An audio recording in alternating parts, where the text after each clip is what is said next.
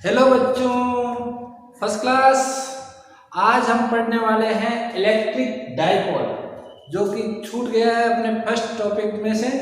उसके बाद पहला चैप्टर कंप्लीट हो जाएगा इलेक्ट्रोस्टैटिक्स का।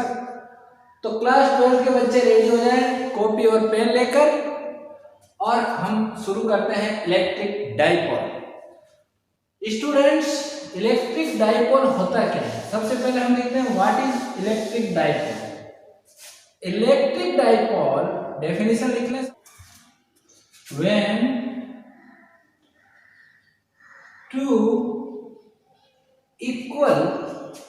when two equal charges are kept at certain distance। अब ये सारे मीनिंग हम पढ़ने वाले हैं। सर्टेन क्यों रखते हैं? सर्टेन डिस्टेंस the system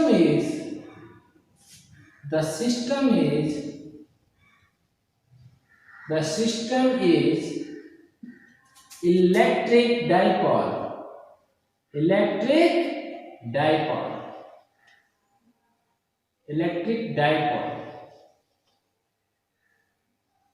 बहुत बढ़िया। सिस्टम इज इलेक्ट्रिक डाइपोल, बहुत सुंदर, बहुत बढ़िया। When two equal charges, एक चीज छूट गई, बहुत इंपॉर्टेंट चीज छूट गई। Equal and opposite charges are kept at certain distance. एक चार्ज यहां पे ले लिया मैंने पॉजिटिव +2, समझ में आया? एक चार्ज मैंने यहां ले लिया और इसकी ये माइनस चार्ज है और इसका अमाउंट हो गया -2। मैग्नीट्यूड इसका +q है, इसका -q, इक्वल है, मैग्नीट्यूड में इक्वल है। इसका +2 q है, इसका भी q है, लेकिन कैसे चार्जेस है? Opposite charges, opposite and equal are kept at certain distance. एक को मैंने यहां रखा, दूसरे को रखा यहां। ये डिस्टेंस फिक्स है बच्चों। फिक्स क्यों है? कितनी है? ये सब चीजें भी दिमाग में आती है। तो कितनी है ये? इतनी है कि क्योंकि देखो +2 और -2 चार्ज है, तो इनके बीच में फोर्स लगेगा। फोर्स लगेगा क्या होगा? एट्रैक्टिव फोर्स लगेगा ना, चिपक जाएंगे दोनों। तो ये इतनी है कि इनके अंदर एट्रैक्टिव फोर्स भी ना लगे और ये एक दूसरे को छोड़ के भी ना जाए। ऐसी सिचुएशन में अगर हो, किसी भी बॉन्ड से बंधे हो, ऐसी सिचुएशन में हो कि ये न तो एक दूसरे के आके इस तरह चिपके, न एक दूसरे को छोड़ के जाए, ऐसी डिस्टेंस पर हो, तो उसे हम कहते हैं इलेक्ट्रिक डाइपोल।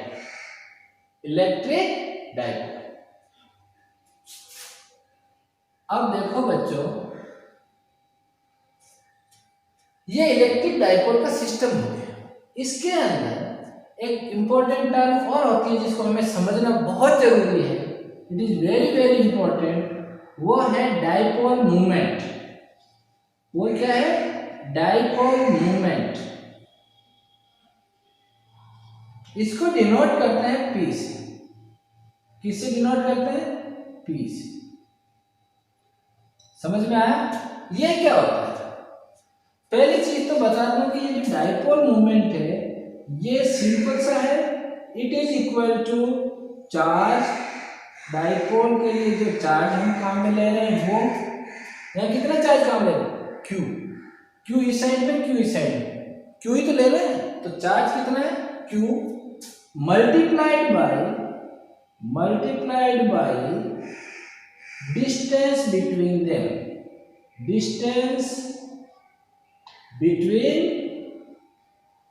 देम। दोनों चार्जेस के बीच की जो डिस्टेंस है, वो एक्चुअली क्या होता है कि जब भी हम लेते हैं तो इसको ट्वाइस फॉर्म में लेते हैं। जैसे आपकी बुक में लिया हुआ है कि ये डिस्टेंस है 2 है। इस चार्ज से इस चार्ज तक की डिस्टेंस कितनी है? 2 है। 2 इसलिए है कि यहाँ पर इसका जो सेंटर पॉइंट होगा, यहां से सारी डिस्टेंस नापी जाती है, तो इससे इस प्लस क्यू चार्ज की जो डिस्टेंस है वो ए होगी, और इससे ये प्लस क्यू चार्ज है इसकी डिस्टेंस भी ए होगी। समझ में आया? बोलो हाँ। समझ में आया? ये जो सेंटर पॉइंट है जिसे बोलते हैं सेंटर ऑफ दी डाइपोल, यहां से ये डिस्टेंस है, ये डिस्टेंस है, टोटल डिस्टेंस कितनी हुई बच्चों? 2 है। टोटल डिस्टेंस कितनी हुई? 2 है। 2 है क्या है? Distance between both the charges which containing in the dipole. This is the electric dipole because it is due to charges. Okay. ये चार्ज इनटू डिस्टेंस, यानी चार्ज तो हो गया आपका Q और डिस्टेंस क्या हो गई? 2 है। बच्चों एक बात और बता दूं कि ये जो P है ये वेक्टर क्वांटिटी। कैसी है? Vector quantity. P is एक इंपॉर्टेंट चीज आ गई, P is vector quantity. It is not scalar. It is vector quantity. समझ में आ रहा है? समझ में आ रहा होगा आपको? तो वेक्टर क्वांटिटी है तो क्या होगा? डायरेक्शन होगी। मैग्नीट्यूड तो इसे आ जाएगा Q into 2 है, लेकिन डायरेक्शन भी होगी। तो हम कैसे लिखेंगे? इसको हटा देते हैं, ऊपर टाइटल दिया हुआ है वेक्टर क्वांटिटी, तो इसकी डायरेक्शन होगी -q से +q डायरेक्शन में on the axis. On axis, axis पर होगी, इसी एक्सिस पर होगी और -q से +q की साइड में होगी। बहुत बढ़िया। ये डायरेक्शन होगी। ये डायरेक्शन किसकी होगी? p। तो p वेक्टर हो गया, किस डायरेक्शन में होगा? -q से +q। And it is conventionally, convention ऐसा है, परंपरा ऐसी है कि -q से +q ले रहे हैं, इसके पीछे गहराई में नहीं जाते भाई। जब सब ले रहे हैं तो हम भी लेंगे, सब ले रहे हैं तो हम भी लेंगे। -q से +q साइड में जो डायरेक्शन होगी वो किसकी होगी? Dipole moment. डाइपोल मोमेंट का क्या हुआ? मैग्नीट्यूड क्या होगा? Q into 2 है। डायरेक्शन क्या होगी? -q से +q। क्लियर? समझ आया कि नहीं आया? समझ में आया। तो आपको मैंने बता दिया कि डाइपोल क्या होते हैं, और एक चीज है कि छोटी सी, डाइपोल में इलेक्ट्रिक फील्ड, इसका तो बहुत पूरा पढ़ने वाला है, छोटा कुछ नहीं है, पूरा हमें पढ़ना है बच्चों, पूरा पढ़ना है कि electric field on the axis of dipole. किस पर? Axis on dipole, axis of dipole. बहुत बढ़िया। इलेक्ट्रिक फील्ड एक्सिस के किसी भी पॉइंट पर कितना होगा ये हम स्टडी करेंगे। तो एक इलेक्ट्रिक डाइपोल ले लेते हैं। मान लीजिए मैंने यहाँ पर ले लिया, जिसका यहाँ पर जो चार्ज है वो -q है और यहाँ पर है +q। ठीक है, ये मैंने दो, इससे क्या है कि ये डाइपोल बन गया। अब इसके बाद क्या करेंगे? हम इसको ज्वाइन कर देंगे और डिस्टेंस मैंने ले ली, मान लो 2 है। कितनी डिस्टेंस ले ली? 2 है। 2 है अगर हम डिस्टेंस लेंगे तो स्टूडेंट्स ये इसके सेंटर से क्या डिस्टेंस होगी?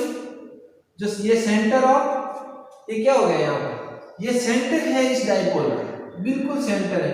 तो इस सेंटर से इधर जो डिस्टेंस होगी वो भी r होगी, और इससे इस साइड में भी जो डिस्टेंस होगी वो कितनी होगी? a होगी। दोनों तरफ डिस्टेंस कितनी होगी? a, और टोटल कितनी हो गई? कितनी हो गई? 2 है। हाँ, तो ये आपका डाइपोल है। यहां से इसी एक्सिस पे मैं एक पॉइंट ले लेता हूं। मान लिया मैंने यहां पर एक पॉइंट लिया a, यहां पर एक पॉइंट लिया, उसको नाम क्या दे दिया? a। इस a पॉइंट पर इलेक्ट्रिक फील्ड की कैलकुलेशन हमें करनी है। तो हम क्या करेंगे? मान लीजिए इसकी जो डिस्टेंस है यहां से इस सेंटर से, सारी डिस्टेंस सेंटर से ही मेजर होगी। ये डिस्टेंस है r, कितनी है r, यहां से लेकर सेंटर से लेकर इस पॉइंट तक की डिस्टेंस। ओके जी, ओके। कैलकुलेट करें, सिंपल हमने सीखा हुआ है इलेक्ट्रिक फील्ड कितना होता है। इलेक्ट्रिक फील्ड का मतलब intensity of electric field. Okay, तो दो चार्ज हैं, तो इस चार्ज की वजह से कितना होगा और इस चार्ज की वजह से कितना होगा। ओके, पहले electric field due to -q charge at A के ऊपर इलेक्ट्रिक फील्ड कितना होगा -q चार्ज। इसको मैं छोटा सा नाम दे देता हूं, इतना बड़ा बड़ा लिखेंगे तो बहुत प्रॉब्लम होने वाली है। E - q कितना आ जाएगा बच्चों, फॉर्मूला याद है आपको, K Q/r², यानी यहां से डिस्टेंस A से लेकर इस सेंटर तक r है और r से इस सेंटर से लेकर -q तक a है। टोटल कितनी हो गई, r + a का होल स्क्वायर। वेक्टर छोड़ो, वेक्टर बाद में देखेंगे, डायरेक्शन बाद में देख लेंगे, अपन मैग्नीट्यूड की बात करेंगे। समझ में आया ये, बोलो बच्चों, समझ में आया। सेंटर से यहां तक r और यहां तक a, तो k Q/r + a का होल स्क्वायर। ठीक है, अरे k कितना है, k कितना है बच्चों, 1/, बोलो 1/4πε0। k तो पता है ना आपको। ओके, तो ये आ गया a पर इस -q की वजह से कितना वहां पर इलेक्ट्रिक फील्ड होगा। अब निकाल लेते हैं E due to +q charge, electric field due to +q charge. तो +q चार्ज से कितना आ जाएगा बच्चों, KQ/, ये कितना है, यहां से डिस्टेंस कितनी है, r - a। अरे +q से a तक की निकाले ना, तो r - a का होल स्क्वायर। अब देख लेते हैं इसके साइन। यहां -q चार्ज है तो इलेक्ट्रिक फील्ड कैसा होगा, नेगेटिव होगा, यहाँ q की जगह -q आएगा। यहाँ +q चार्ज है तो इलेक्ट्रिक फील्ड कैसा होगा, पॉजिटिव होगा। अब हम निकाल रहे हैं टोटल इलेक्ट्रिक फील्ड। तो बच्चों टोटल इलेक्ट्रिक फील्ड, नेट लिख लो, टोटल के बजाय नेट लिख लो। Net electric field due to dipole मतलब इलेक्ट्रिक डाइपोल, कितना आ जाएगा बच्चों, दोनों को ऐड कर दे तो E - q + E + q, दोनों को अगर हम ऐड करेंगे तो क्या आएगा, इसको पहले लिख लेता हूं, है ना। तो ये आ जाएगा KQ/r - a का होल स्क्वायर KQ/r + a का होल स्क्वायर। ठीक है, कॉमन ले लो, क्या कॉमन आ जाएगा, KQ कॉमन आ गया, पीछे क्या बचा, 1/r - a का whole square -1/r + a whole square. Okay okay ji, इससे आगे यहां लिख लेते हैं, = KQ एलसीएम क्या आएगा, बोलो बच्चों एलसीएम क्या आएगा, अरे r - a का स्क्वायर r + a का स्क्वायर, डिवाइड करेंगे तो ये कैंसिल आउट हो जाएगा, यहाँ आ जाएगा r + a का स्क्वायर -r - a का होल स्क्वायर। ये तो सिंपल डेरिवेशन है। नीचे क्या आ जाएगा, r² - a² का whole square, a - b a + b, r - a r + a, का होल स्क्वायर, यहाँ आ जाएगा आर स्क्वायर प्लस ए स्क्वायर प्लस 2RA माइनस में आर स्क्वायर प्लस ए स्क्वायर, तो दोनों माइनस क्या हो जाएंगे, बाहर निकलेगा तो आर स्क्वायर माइनस ए स्क्वायर और अंदर आएगा -2RA, जो इस माइनस से मल्टीप्लाई होकर हो जाएगा +2RA। समझ में आया? बोलो बच्चों, समझ में आया? अरे भाई, इसको होल स्क्वायर किया, इसका होल स्क्वायर किया, माइनस का साइन बाहर की साइड में है, तो जब इसको मल्टीप्लाई करेंगे तो अंदर वाले साइन सारे बदल जाएंगे। आर स्क्वायर से आर स्क्वायर मर गया, ए स्क्वायर से ए स्क्वायर मर गया, क्या बचा, is equal to KQ into 2RA और 2RA 4RA upon R square minus ए स्क्वायर का होल स्क्वायर। ये आ गया इलेक्ट्रिक फील्ड। बहुत अच्छा, आगे ये क्या आ गया, इलेक्ट्रिक फील्ड। अब बच्चों मान लो कंडीशन देते हैं हम कि ये जो इनके बीच की डिस्टेंस है ये तो बिल्कुल छोटी सी है और ये ए पॉइंट यहां से ज्यादा है। अरे मान लो कि ये तो है माइक्रोमीटर की, ये कितनी है, माइक्रोमीटर की, 1 माइक्रोमीटर की, और ये डिस्टेंस है 5 मीटर की। तो इसकी तुलना में, इसके कंपैरिजन में ये कुछ भी नहीं है, नेग्लिजिबल है। और जब स्क्वायर करेंगे तो और कम हो जाएगा।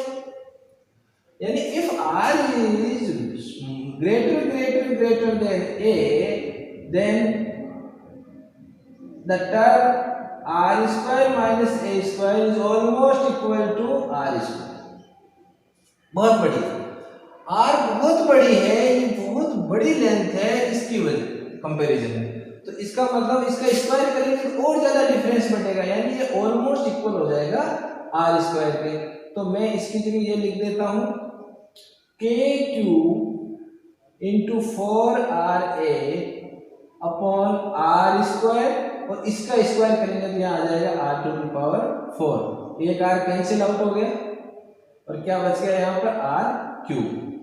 तो ये आ गया बच्चों KQ into 4A upon R3। अच्छा है, और इसको हम आगे सिंप्लीफाई करेंगे।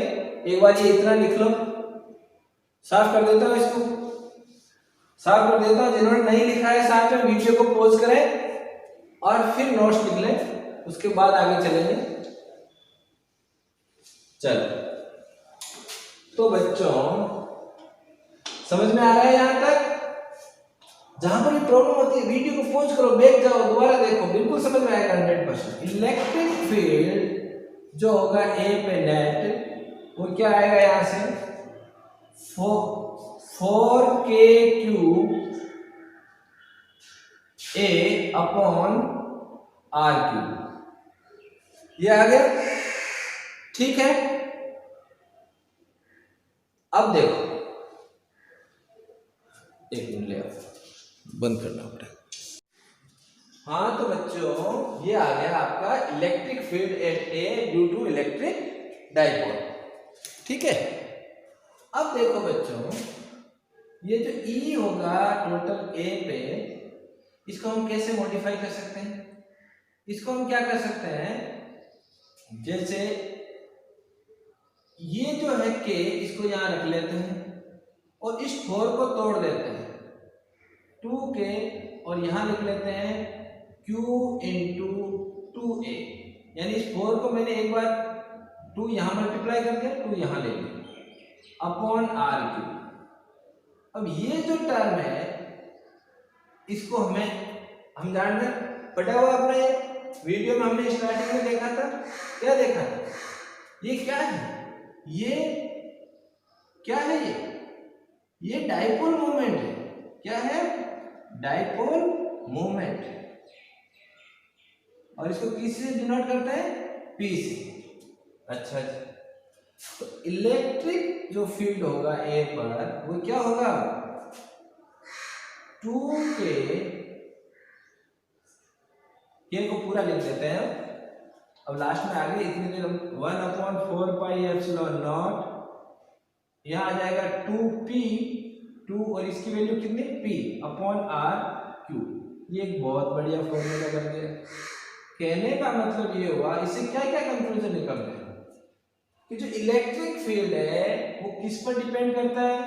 एक तो डिपेंड करता है वो किस पे डिपेंड करता है, डायपोल मोमेंट पर, और दूसरा किस पर डिपेंड करता है, दूसरा किस पर डिपेंड करेगा, दूसरा डिपेंड करता है 1/r³ पर, यानी डिस्टेंस जितनी होगी उसे, अब r² से ये डाउन नहीं हो रहा है, डिक्रीज किस स्पीड से हो रहा है, r³ से, यानी और तेजी से डिक्रीज होगा जब हम इस पॉइंट को A को उससे दूर ले जाएंगे। ठीक है, ठीक है बच्चों, तो ये अपना डेरिवेशन हो गया किसका, इलेक्ट्रिक फील्ड ऑन किस पे, point on the axis of dipole, axis on the axis of dipole. अच्छा, बहुत बढ़िया, एक्सिस पर, ठीक है, किस पे डिपेंड करेगा, डायपोल मोमेंट पर और distance from the centre of dipole. अब बात करते हैं डायरेक्शन की। देखो वापस बढ़ाते हैं, यहाँ पर था -q, यहाँ था +q, ये आ गया इसका सेंटर, ठीक गंदा L, ये हो गया इसका सेंटर। अब देखो इलेक्ट्रिक डायपोल की जो डायरेक्शन होगी वो कहां से होगी, -q से +q।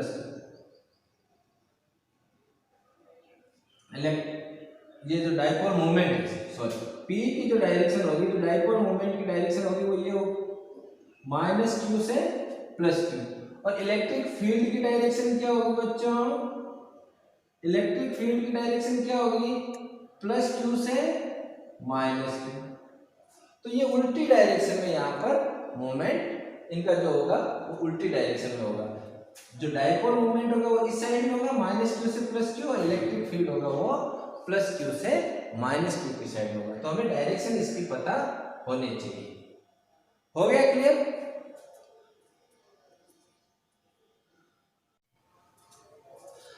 अब हम बात करते हैं direction, electric field and dipole moment की डायरेक्शन। अरे भाई वेक्टर क्वांटिटी है तो डायरेक्शन तो हमें पता होनी ही चाहिए कि किस साइड में हो। तो बच्चों एक अपन समझते हैं, एनसीईआरटी में नहीं मिलेगा, या -q है या +q है, यहाँ कोई पॉइंट है, ऐसा ही था, ऐसा ही था। तो जो ये जो डायपोल मूवमेंट है इसकी डायरेक्शन क्या होती है बच्चों, -q से +q। कौन सी डायरेक्शन होती है, -q से +q। तो ये डायरेक्शन हो जाएगी आपकी डायपोल मूवमेंट। किसकी हो जाएगी, डायपोल मूवमेंट। ये मैंने आपको शुरू में बता दिया था जब ये हमने पढ़ना शुरू किया था। इलेक्ट्रिक फील्ड की डायरेक्शन ले लेते हैं। तो बच्चों ये बताओ कि -q की वजह से यहां पर जो इलेक्ट्रिक फील्ड होगा उसकी डायरेक्शन तो ये होगी, -q की वजह से जो, क्योंकि जब चार्ज नेगेटिव होता है तो फील्ड इनवर्ड होता है। इलेक्ट्रिक फील्ड पढ़ा हुआ, जिन्होंने नहीं देखा है वो पहले उस वीडियो को देखो। इलेक्ट्रिक फील्ड की डायरेक्शन माइनस के लिए उसकी तरफ होती है, इनवर्ड होती है, और +q के लिए आउटवर्ड होती है। तो जो +q होगा उसकी डायरेक्शन ये होगी। अब बात ये है कि +q वाले चार्ज की वजह से, +q चार्ज की वजह से यहाँ पर जो इलेक्ट्रिक फील्ड होगा वो ज्यादा होगा या -q की वजह से जो डिस्टेंस किसकी ज्यादा है, डिस्टेंस -q की ज्यादा है, तो इलेक्ट्रिक फील्ड कम होगा। जब इलेक्ट्रिक फील्ड कम होगा तो ज्यादा कौन सा होगा, +q वाला। +q वाला जब ज्यादा होगा इलेक्ट्रिक फील्ड तो इसकी नेट जो आपका इलेक्ट्रिक फील्ड आएगा उसकी डायरेक्शन क्या होगी, इस साइड में होगा। नेट जो इलेक्ट्रिक फील्ड आएगा यहाँ पर उसकी डायरेक्शन किधर होगी, आउटवर्ड होगी। तो जब आउटवर्ड होगी तो जब हम एक्सिस पर कोई भी पॉइंट पर इलेक्ट्रिक फील्ड की कैलकुलेशन करेंगे तो डायपोल मोमेंट और डायपोल मूवमेंट और इलेक्ट्रिक फील्ड की डायरेक्शन सेम होगी। बहुत ही इंपॉर्टेंट कंसेप्ट है और समझ में आ जाना चाहिए। Dipole movement and electric field both have same direction। समझ में आया? बच्चों? चलो ठीक है, अब ये कंप्लीट हो गया। अब हम आते हैं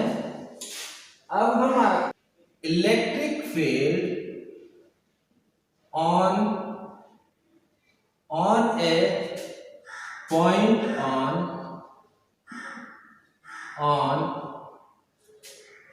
equatorial plane। पॉइंट कहां पर है? इक्वेटोरियल, ठीक है। इक्वेटोरियल प्लेन में अगर कोई पॉइंट, इक्वेटोरियल प्लेन कैसे बच्चों? जैसे यहां पर एक पॉइंट है -q है चार्ज, और यहां पर ले लिया मैंने +q चार्ज। ये इसका एक्सिस हो गया। इसके नॉर्मल किसी प्लेन, ये नॉर्मल हो गया इसके ऊपर 90 डिग्री का, ज्यादा इधर आ गया, थोड़ा उधर कर लेते हैं। ये जो नॉर्मल हुआ, इसका जो प्लेन होगा यहाँ इसमें जो भी प्लेन है, इसके अंदर कोई पॉइंट, इस पर कोई पॉइंट, ऐसे होगा ना प्लेन, इसके ऊपर कोई कहीं पर भी कोई पॉइंट है, तो वहां पर इलेक्ट्रिक फील्ड की कैलकुलेशन कैसे होगी? सिंपलिसिटी के लिए अपन इस प्लेन को हटा देते हैं, आप समझ लेना कि इस प्लेन में, ठीक है, -q यहां हो गया चार्ज, ये +q चार्ज हो गया, और ये मैंने ले लिया यहां पर इस पॉइंट पर, यहां पर पॉइंट ले लिया A, जिसपे हमें कैलकुलेट करनी है। क्या कैलकुलेट करनी है? बच्चों? यहां पर इलेक्ट्रिक फील्ड की कैलकुलेशन करनी है। बहुत बढ़िया। अब देखो, पहले डायरेक्शन की बात कर लेते हैं। पिछली बार डायरेक्शन का हमने लास्ट में देखा था, इस बार डायरेक्शंस पहले देख लेते हैं। देखो बच्चों, यहां से इस +q चार्ज के कारण कुछ ना कुछ यहाँ पे इलेक्ट्रिक फील्ड होगा। उसकी डायरेक्शन कौन सी होगी? इस डायरेक्शन में जाएगा, E+q का आउटवर्ड होगा ना, और ये -q चार्ज की वजह से होगा यहाँ पर। इसकी डायरेक्शन क्या होगी? इनवर्ड। तो जो नेट इलेक्ट्रिक फील्ड होगा उसकी डायरेक्शन इन दोनों का रिजल्टेंट होगी, किसका रिजल्टेंट? E+q और E-q के कारण। तो ये कौन सा हो गया बच्चों? इस साइड में आएगा। अरे पैरेललोग्राम लोग पढ़ा है वेक्टर्स का, इस साइड में आएगा रिजल्टेंट।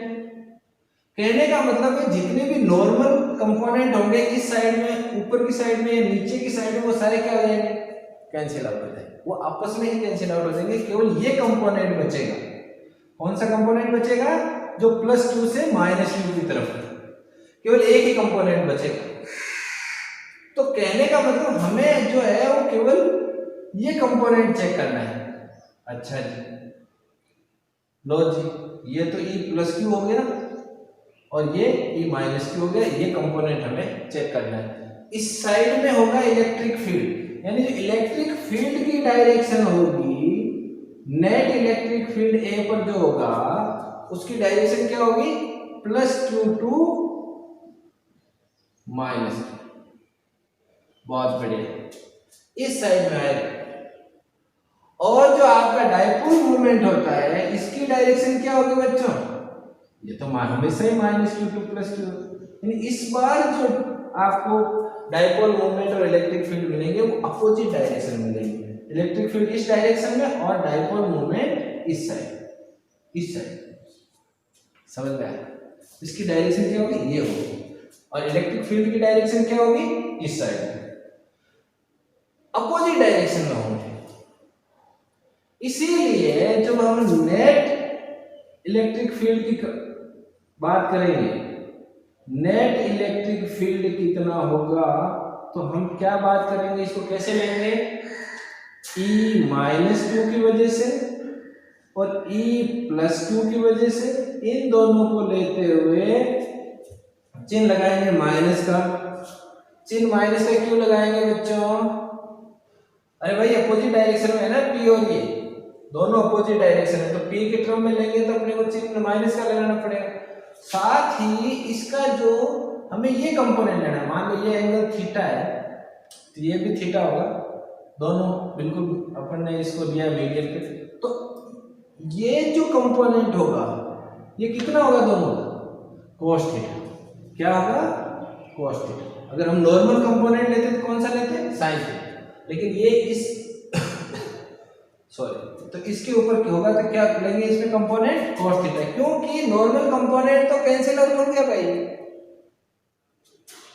समझ में आया, ये कंपोनेंट कैंसिल आउट हो गए, कौन सा बचा है, केवल एक्सिस पे, इस पे, तो इसकी डायरेक्शन ये लेंगे तो दोनों में ही cos थीटा वाला कंपोनेंट आएगा। अब समझ में आया ये टर्म कैसे है, माइनस किसकी वजह से, डायरेक्शन अपोजिट होने की वजह से, दोनों को ऐड करेंगे नेट आ जाएगा, और cos थीटा वाला कंपोनेंट हमें लेना है, sin थीटा वाला कंपोनेंट कैंसिल आउट हो जाएगा। बहुत बढ़िया, अब लो, अब लिख लो, अब कुछ नहीं बचा इसमें, -2 की वजह से, ये मान लो ये कितनी है, a है, ये डिस्टेंस होगी सेंटर से r, तो ये कितना हो गया बच्चों, ये डिस्टेंस कितनी हुई, कितनी हुई, square root of R square plus A square, ऐसे ही इसकी डिस्टेंस भी square root of R square plus A square आएगा, ठीक है लिख लो, लिखें, इलेक्ट्रिक फील्ड क्या होता है, के क्यू अपॉन कितना आएगा, आर स्क्वायर प्लस ए स्क्वायर का डिस्टेंस का स्क्वायर, तो डिस्टेंस में स्क्वायर रूट लगा हुआ है, स्क्वायर करेंगे तो स्क्वायर रूट का चिन्ह हट जाएगा, ओके स्क्वायर हो गया, प्लस ऐसा का ऐसा है दोबारा, K Q upon R square plus ए स्क्वायर, cos थीटा की वैल्यू रख दें, cos थीटा की वैल्यू क्या होगी बच्चों, बताओ cos थीटा की वैल्यू क्या होगी, क्या होता है cos theta, base upon perpendicular, a upon under root R square plus A square, तो ये रख देते हैं यहाँ पर a upon square root R square plus A square, complete, ये किसकी वैल्यू है, cos थीटा, समझ में आया, जहां समझ में नहीं आ रहा है ये वैल्यूज कहां से रखी है, आपको वीडियो को पॉज करना है, वापस देखना है, तब तक देखना है जब तक समझ में नहीं आ जाए, ठीक है बच्चों, ऐड कर लूं, ये तो सेम है, तो ये आ जाएगा -2ka QA, 2kq तो ये हो गया, और ये आ गया अपॉन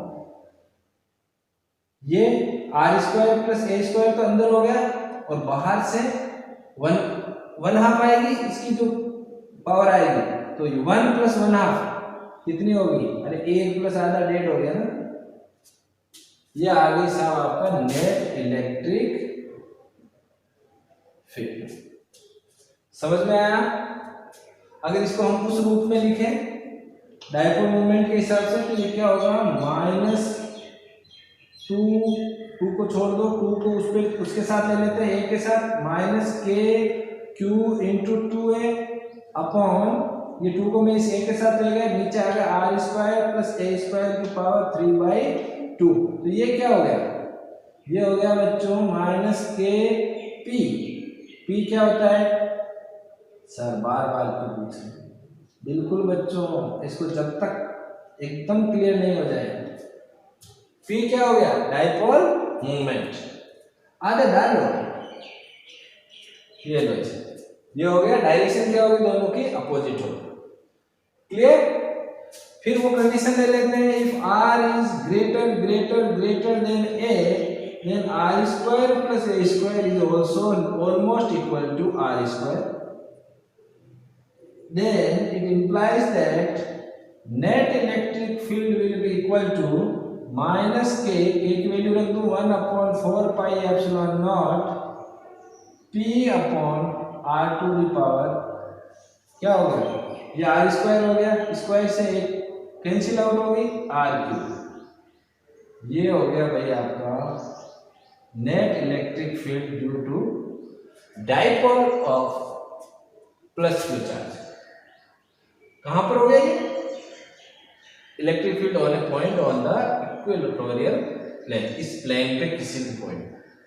समझ में आया, डायरेक्शन देख ली, ये हो गया, चलो ये क्लियर हो गया। अब एक छोटा सा और बच रहा है इसमें, लेकिन वेरी वेरी इंपॉर्टेंट। मैंने बहुत सर्च किया, बहुत चीज़ों को इनको देखा, तब कहीं जाकर मुझे पता चला कि जो फिजिकल सिग्निफिकेंस होती है वो क्या है। एनसीईआरटी में बड़ा मजेदार दिया हुआ है, थोड़ा समझने में दिक्कत आ सकती है ना। हम पढ़ेंगे physical significance of electric dipole. बहुत अच्छा, physical significance of electric dipole.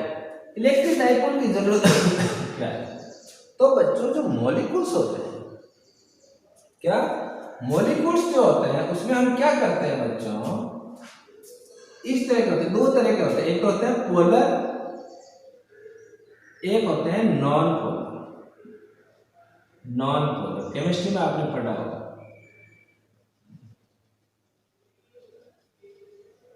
ठीक है, नॉन पोलर मॉलिक्यूल्स और पोलर मॉलिक्यूल्स। इसमें क्या होता है,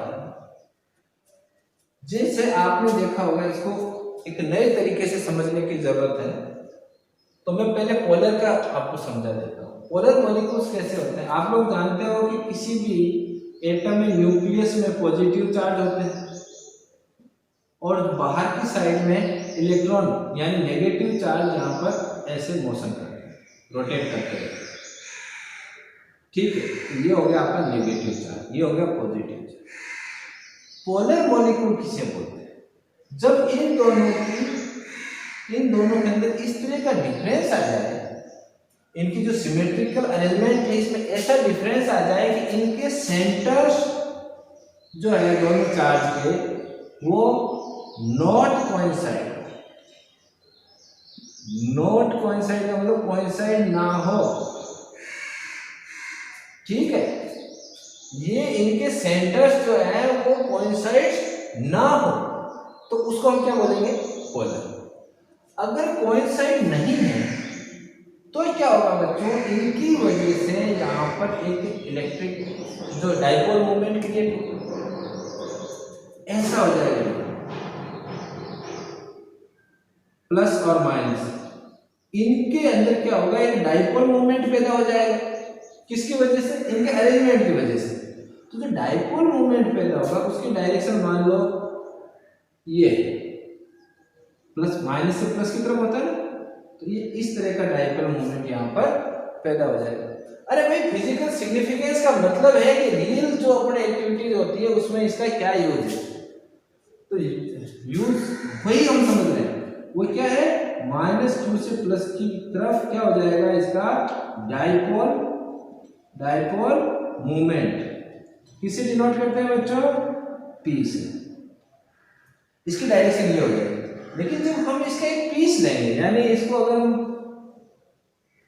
थोड़ी सी ज्यादा मात्रा में लेंगे, तो क्या हो जाएगा कि कुछ का डाइपोल मूवमेंट ऐसे होगा, कुछ का ऐसे होगा, कुछ का ऐसे होगा, कहीं ये होगा। तो ये इस तरह इसके अंदर अलग अलग डायरेक्शन में डाइपोल मूवमेंट होगा, और ये रैंडमली होगा। कैसा होगा, रैंडमली। जब ये रैंडमली होगा तो इसका जो नेट जो इसकी डायरेक्शन आएगी वो कहाँ आएगी, कहीं नहीं आएगी। यानी जो इसका नेट डाइपोल मूवमेंट है, नेट जो डाइपोल मूवमेंट है नेट डाइपोल मोमेंट जो है वो क्या हो जाएगा बच्चों, जीरो हो जाएगा। क्यों हो जाएगा जीरो? क्योंकि ये रैंडमली अलग अलग डायरेक्शन में तो एक दूसरे को कैंसिल आउट करते रहेंगे और लास्ट में जो नेट आएगा वो क्या आ जाएगा, जीरो आ जाएगा। हम बात करें पोलर मॉलिक्यूल्स, अगर ऐसा ही मान लो इसके अंदर ये रखा हुआ है और यहाँ पर मैं एक यूनिफॉर्म इलेक्ट्रिक फील्ड लगा देता हूँ। क्या लगा देता हूँ? Uniform electric field, external electric field कोई भी लगा देता हूँ, उसमें इसको ले जाता हूँ, तो क्या होगा, ये सारे इसकी डायरेक्शन में अरेंज हो जाएंगे।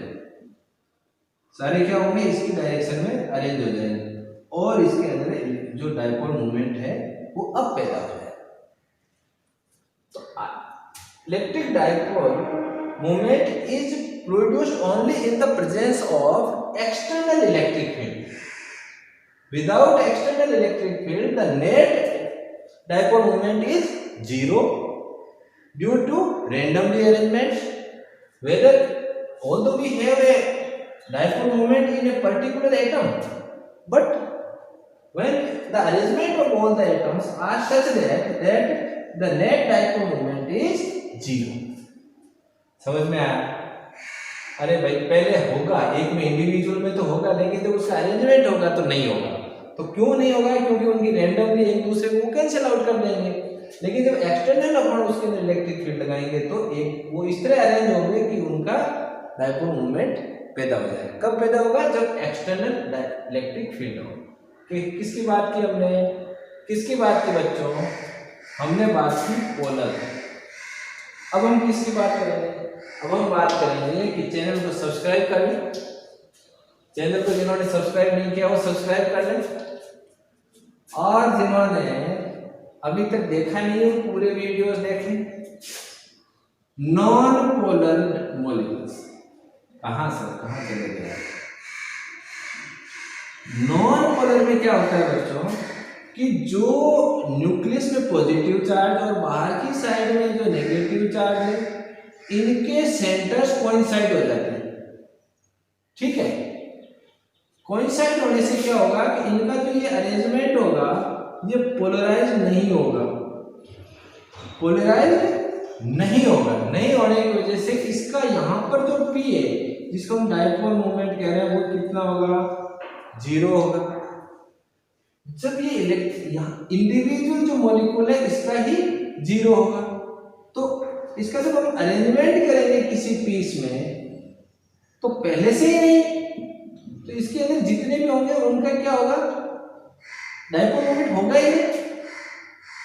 इनका जब हम अरेंजमेंट करेंगे तो हम यहाँ डायरेक्शन भी नहीं दे सकते, इनका अरेंजमेंट सिंपली हो जाएगा, लेकिन उसमें डाइपोल मोमेंट होगा ही नहीं। तो नेट जो डाइपोल मोमेंट होगा वो भी कितना होगा? जीरो। यहां हम उसके बाद रैंडमली अरेंजमेंट कर ही नहीं सकते। लेकिन जब एक्सटर्नल फील्ड में इसको ले जाएंगे हम, इसमें एक्सटर्नल इलेक्ट्रिक फील्ड में जब हम ले जाएंगे तो इसके अंदर क्या होगा कि ये अनसिस्टमेटिक हो जाएगा। ये इसका जो सिस्टम है ये टूट जाएगा और इसके अंदर एक इलेक्ट्रिक डाइपोल मूवमेंट इस साइड में, जिस साइड में इलेक्ट्रिक फील्ड है उसी साइड में उसी डायरेक्शन में एक डाइपोल मूवमेंट यहाँ पर प्रोड्यूस हो जाएगा। समझ में आएगा? ये कब है? Non polar. नॉन पोलर के एग्जांपल्स क्या क्या है बच्चों? जैसे HCl हुआ, NaCl हुआ, ये सब क्या है? नॉन पोलर है। और पोलर में किसका एग्जांपल दे सकते हैं अपन? वाटर। ये क्या है? पोलर। समझ में आया? तो एग्जांपल भी हमने ले लिए, ठीक है, पोलर और नॉन पोलर। ठीक है, ये होगी इसकी फिजिकल सिग्निफिकेंस। छोटा सा चैप्टर बचा हुआ है यार। एक अगले वीडियो में आपका जो ये फर्स्ट चैप्टर है electric field and electric charges, ये हो जाएगा कंप्लीट। कितना समझ में आया ये सब हम देखेंगे जब आपको कुछ प्रॉब्लम्स देंगे, कुछ क्वेश्चंस लेकर आऊंगा।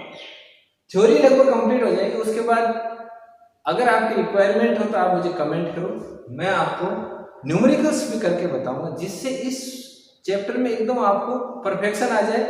आपको जितना भी इसके अंदर कुछ छूटा है मान लो समझने में, वो भी कंप्लीट हो जाए। तो मिलते हैं अगले वीडियो में, तब के थैंक यू, बाय।